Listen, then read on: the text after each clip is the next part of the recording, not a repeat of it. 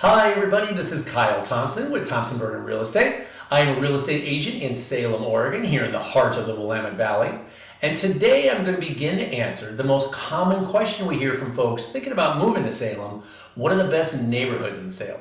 Now that's a hard question to answer because what one person thinks is best is different from the next. Do you like vintage neighborhoods? Do you have a long commute to work? Do you want a neighborhood with large lots?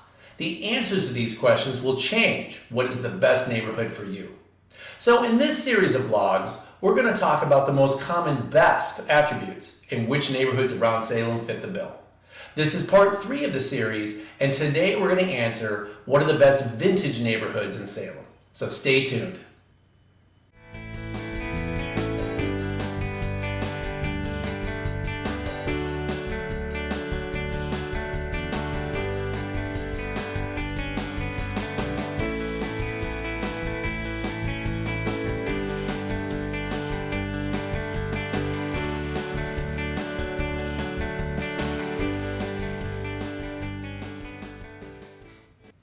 Now, Salem is an old city.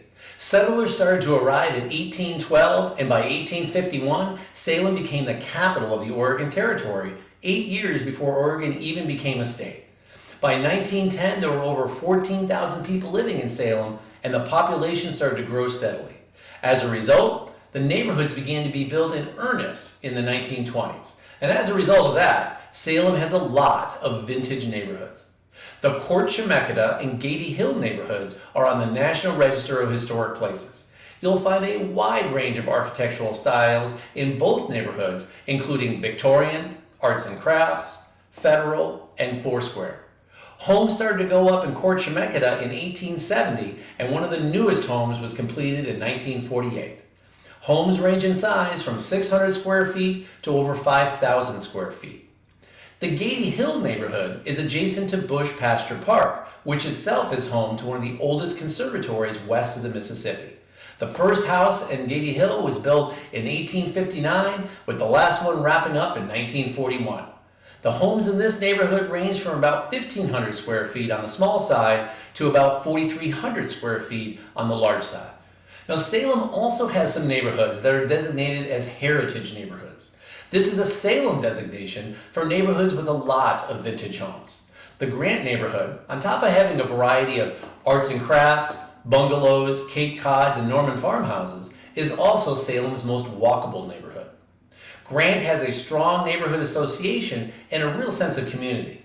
Last summer, Salem's first street mural was painted in the Grant neighborhood. Homes in Grant have a wide size range, with the smallest home starting at 600 square feet and going up to around 2,200 square feet. The Capitol Park Richmond neighborhood is also one of Salem's heritage neighborhoods. The homes were built primarily in the 1930s and 40s and are on the smaller size. But this neighborhood has some of the most beautiful street tree-lined streets in the entire city. Now, 2 of our historic neighborhoods I would characterize as luxury historic. The Fairmont Hills neighborhood has some of the grandest and largest homes in the entire city. The Governor's Mansion is located in Fairmont, and many of Salem's most prominent citizens over the last century have called Fairmont home. This was the it neighborhood in the 1920s. Fairmont has one of the largest size ranges of any neighborhood in Salem, with the smallest home under 600 square feet and the largest over 6,500 square feet. You'll find lots of architectural styles here, from Cape Cods to arts and crafts to Victorians to French country. Now, the Bush Park neighborhood is just to the south of the 100-acre Bush Pasture Park.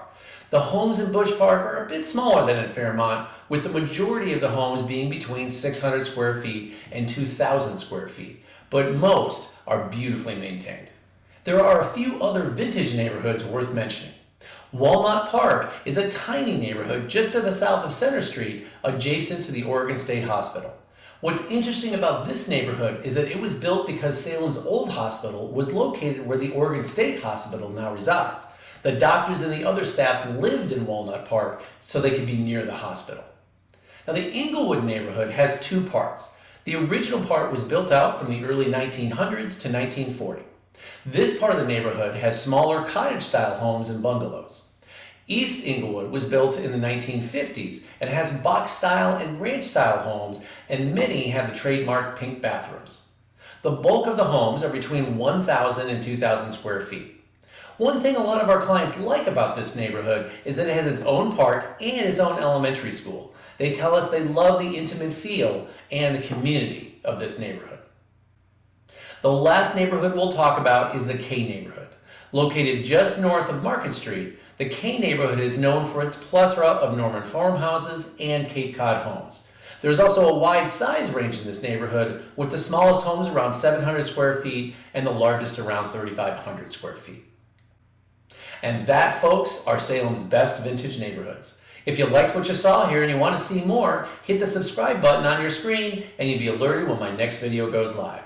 Next, I'm going to discuss the best neighborhoods for folks who like large lots. I'll see you next time.